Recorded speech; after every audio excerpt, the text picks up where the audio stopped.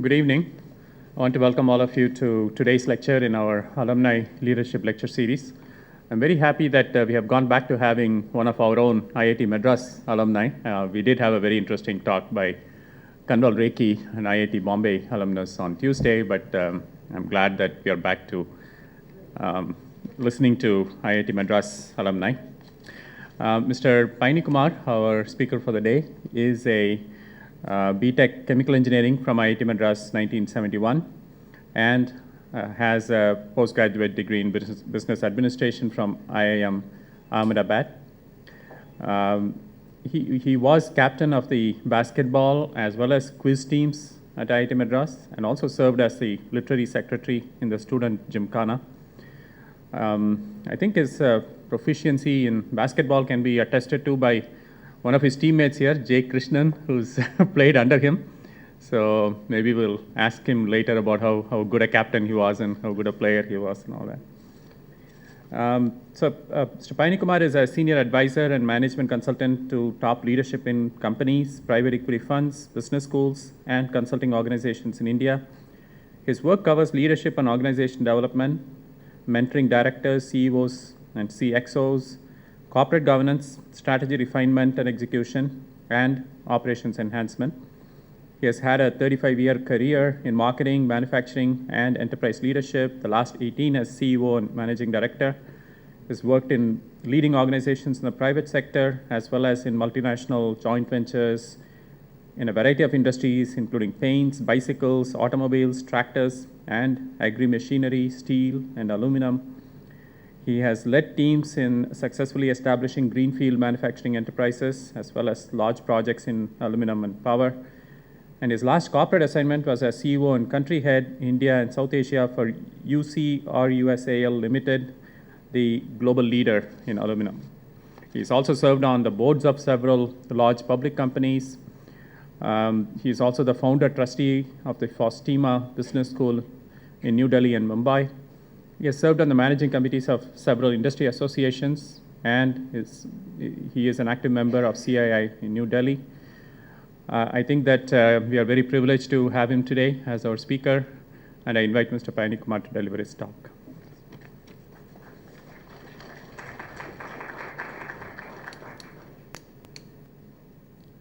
Good evening, everybody.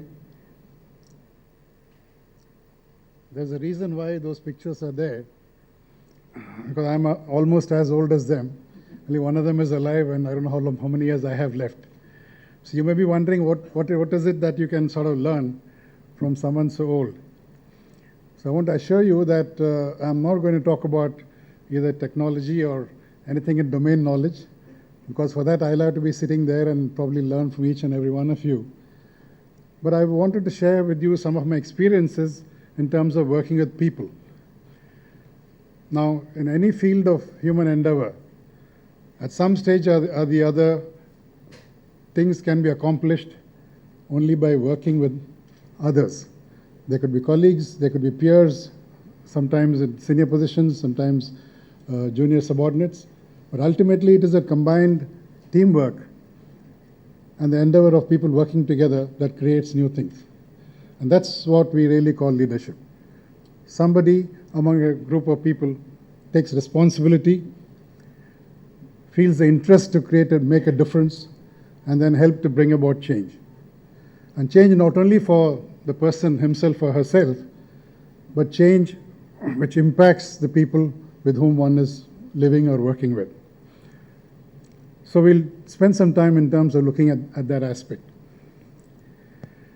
It will be useful while we talk about leadership, in order to make it meaningful, if each one of you imagines some leader whom you really admire personally.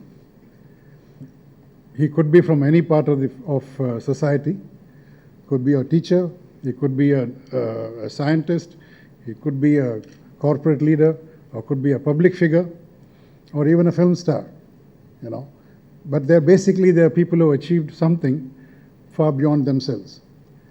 Try and keep that person in mind and ask the question, what is it that leader, he or she, who's your favorite, has done to make an impact on society? ask yourself in what way that person has achieved this in terms of the things he or she did in order to make a difference to others. And obviously, there will be a lot of instances there which you will admire yourself and maybe be a part of. And some of the points which I have learned over my career, I hope you will see a reflection of that in your idol or the person whom you admire also, and therefore could make a difference in your own life. We would have got then something out of this session which is useful. I would like to start with the very basic story of one of the earliest learnings I ever had. After IIT in 1971, which is of course 40 years back, it is still a great campus now, and I'm very happy to see that it's become a lot greener now. Same number of deer, but probably the monkeys are a lot more. I don't know whether that's any significance, but it is very nice to see how the institute has grown, the number of disciplines, the number of students and faculty, and how IIT Madras is actually going ahead in terms of creating an image for itself all over. Those days when we completed, there was just basically two choices.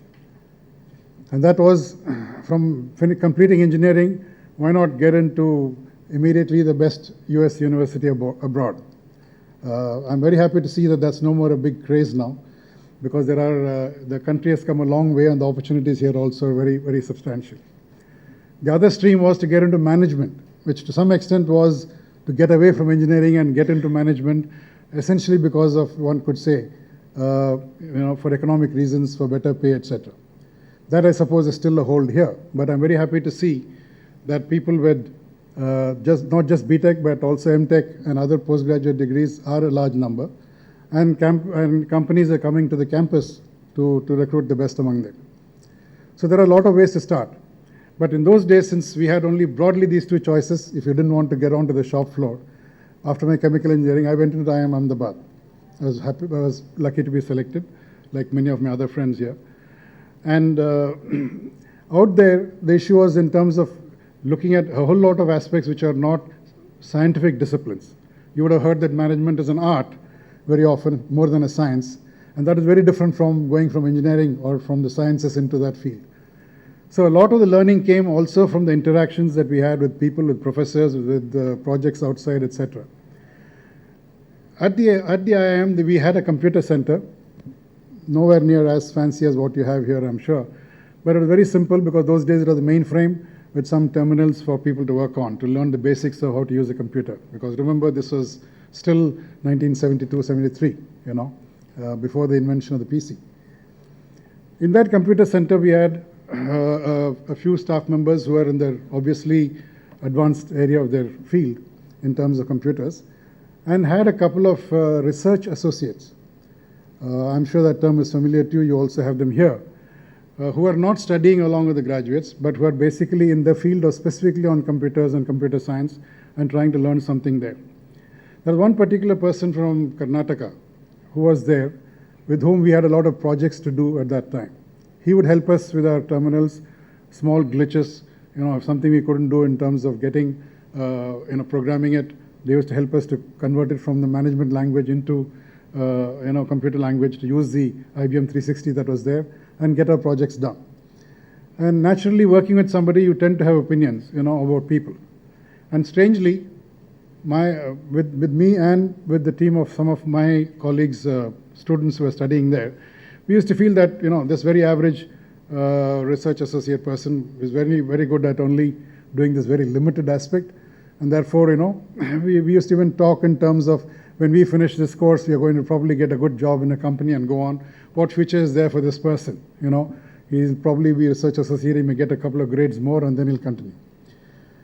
And maybe that was something which somebody heard somewhere. And the next time I met that person after I left the institute was almost 20 years later. And it happened at a place when I met him, that I suddenly realized that this was the same individual who was helping me with my computer projects there. Only now he had become the founder and first chairman of Infosys Limited, Mr. N.R. Narayan Murthy. So you can imagine my surprise and the hard knock that I would have taken symbolically, So the first lesson in leadership that I learned was the fact that never rush to judgments about people. Okay? Never believe what you see first until you know a person thoroughly. A corollary of that lesson obviously is that every person has great potential. And unfortunately, only a few realize much of that potential. This applies to you, me, and everybody else. So these are two fundamental lessons I think anybody who wants to work with people must keep in mind. That we must first understand that every person has that kind of potential, and really if you want to be a leader in whichever area, wherever, whether it's a department, whether it's a team on the sporting field, or whether it's in a large organization, the leader's real job is to bring out that potential and help that person to realize as much of his or her potential first. And it is only through that mechanism that any large purpose that people attempt can be concluded successfully. And only then can the leader call himself or herself successful. And therefore the starting point can never be where you look down upon somebody, because we would obviously go by these labels. I am from IIT, I am from this school, I am from this institution, I am from this company. And when you meet somebody else who does not apparently seem to be so fortunate, or your intellectual or other equal, we would tend to devalue them and dismiss them and maybe even treat them unfairly. But that would be the biggest single mistake you'd be making, because potentially that person is there because of circumstances, because of various aspects, but you never know what the future holds. That their future may be 100 times better than your own. Okay, so that's the first lesson which I want to share with you. What we'll try and do today is basically look at, very broadly speaking, what really do leaders do? Why are they needed? We've talked about leaders from all fields of life. So what kind of leadership leaders are there? What kind of leadership styles are there? Are the leaders born or made? And coming specifically to my experience, which has been several organizations, commercial organizations, private sector organizations, I would like to take you through some of the learnings that I've had in terms of how I have learned to succeed in these places, and which some of those lessons may be useful to you in terms of the organizations you yourself may be part of. But ultimately, leaders also do not simply work by their imagination or their judgment alone. It is possible to learn, in my opinion, that as a process, as much as any other process in any discipline. And there's a structure to it, there are defined rules to it, there are defined behavioral aspects to that in terms of how you relate to people, and therefore that can help one to perform better as a leader as compared to just going in and flying by the seat of one's pants, so to speak. So that's something we can briefly look at, and you can try and see whether it will be useful as you go forward.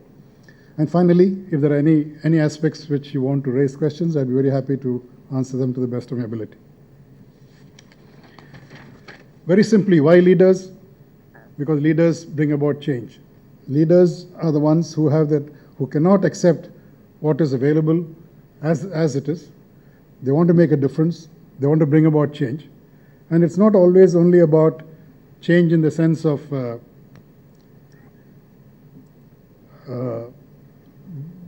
getting something done for themselves, but to make a difference and an impact in people's lives.